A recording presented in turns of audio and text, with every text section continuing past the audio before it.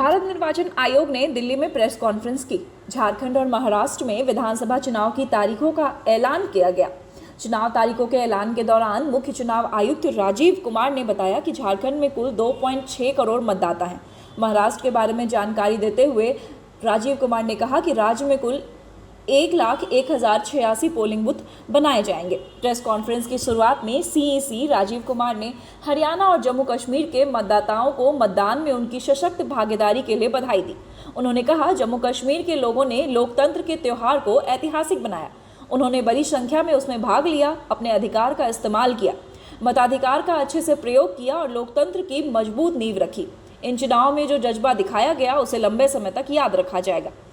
झारखंड चुनाव को लेकर चुनाव आयोग ने कहा कि 24 जिलों की 81 विधानसभा सीटों पर वोटिंग होनी है। इनमें से 44 सीटें जनरल कैटेगरी की है, तो वहीं एससी के लिए 9 सीटें आरक्षित है और एसटी कैटेगरी के लिए 28 सीटें आरक्षित है। मुख्य चुनाव आयुक्त राजीव कुमार ने कहा कि झारखंड में कुल मतदाताओं की संख्या 2.6 करोड़ है, जिनमें से 1.29 करोड़ महिला और 1.31 करोड़ पुरुष मतदाता हैं। पहली बार मतदान करने वाले मतदाताओं की संख्या 11.84 लाख है। झारखंड में 29,562 पोलिंग स्टेशन होंगे।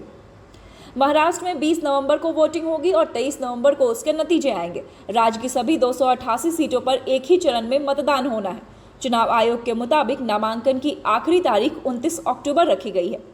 झारखंड में वहीं 2 चरणों में मतदान होंगे। चुनाव आयोग के मुताबिक 13 और 20 नवंबर को मतदान होंगे। वहीं इस राज्य के चुनावी नतीजे भी महाराष्ट्र के साथ ही यानी 23 नवंबर को आएंगे। महाराष्ट्र और झारखंड दोनों राज्यों के विधानसभा चुनाव के नतीजे 23 नवंबर को एक साथ सामने आएंगे। 47 विधानसभा और 2 लोकसभा सीटों पर भी उपचुनाव की घोषणा की गई।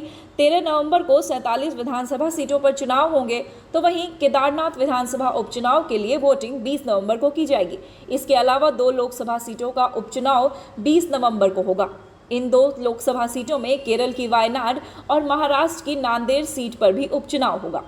महाराष्ट्र और झारखंड की चुनावी तारीखों को लेकर कई दिनों से चला आ रहा सस्पेंस खत्म हो गया। चुनाव आयोग दोनों राज्यों के चुनावी कार्यक्रमों का ऐलान कर चुकी है। इसके अलावा यूपी में 10 सीटों पर होने जा रहे उपचुनाव की तारीखों की घोषणा भी हो गई। महाराष्ट्र में 288 विधानसभा सीटें हैं और सरकार बनाने के लिए किसी भी गठबंधन को 145 सीटें चाहिए। वहीं झारखंड में विधानसभा की सीटों की संख्या 81 है और सरकार बनाने के लिए वहां किसी भी दलों को 42 सीटें जीतने की जरूरत।